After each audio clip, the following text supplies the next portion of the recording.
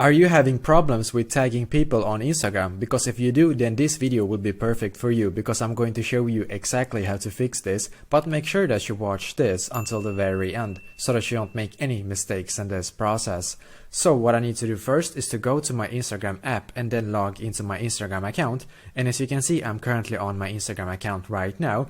And the first thing you should try is to actually uninstall the Instagram app and then install it again. And if that does not solve the issue for you, then keep watching, because what you need to do is to come to your profile right here, and then we need to click on the three lines in the top right corner. So click on the three lines, and then we need to click where it says settings. So click on settings in here, and then we are going to scroll down, and then we need to click where it says help. So click on help in here, and then click on report a problem.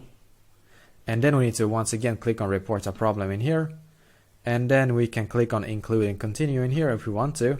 And basically in here we need to write like this to Instagram. So I'm going to write like this: I am having problems with tagging people on Instagram. Please help me to fix this. So basically you can write something like this, like I'm having problems with tagging people on Instagram. Please help me to fix this, and then click on send in the top right corner.